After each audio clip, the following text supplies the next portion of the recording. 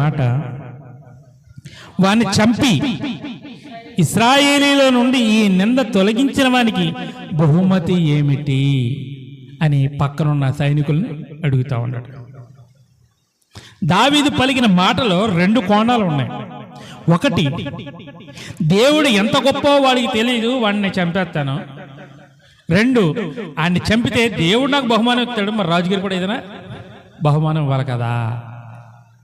మీకు అర్థమైంది మాట? దేవుడిచ్చే బహుమానం ఓకే, మరి రాజుగారు కూడా బహుమానం ఇవ్వాలి కదా, ఏమిస్తారు అని. ఒక దెబ్బకే 2 పెట్టెలు కావాలి దావీదుకి.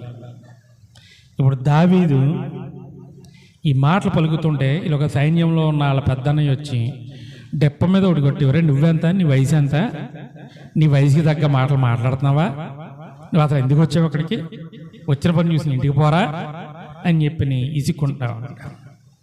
నేనేమన్నాను, ఇప్పుడు నేనేమన్నా కాని మాట అన్నా, మీరందరూ ట్రైనింగ్ అయినవరే కదా, మీరందరికీ యుద్ధ విద్యలు వచ్చి కదా, కత్తులు వచ్చి కదా, మీరేమో ఆడింగుళ్ళో దాచుకుంటే నేనేదో మాట అని చెప్పి నా మీద చూపిస్తున్నావు కోపం, నువ్వు వెళ్ళి ఆడిని కొట్టు అని చెప్పి వాళ్ళు అన్నానంటే వాళ్ళు అనే ఇంకో 2 ఇస్తాడు.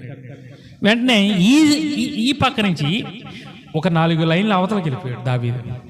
వెళ్ళిపోయి అక్కడ అడుగుతున్నాడు. మళ్ళీ అక్కడ ఏమని అడుగుతున్నాడు, మరలా ఇదే ప్రకారంగా అడుగుతాడు. ఈ ఫిలిస్తీన్ బట్టి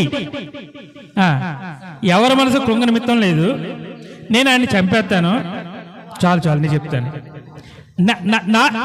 నిన్ను చంపేస్తే నాకేంటి,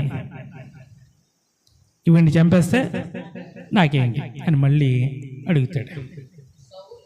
నేను చదువుతానమ్మా, కంగారు పడక. ఇప్పుడు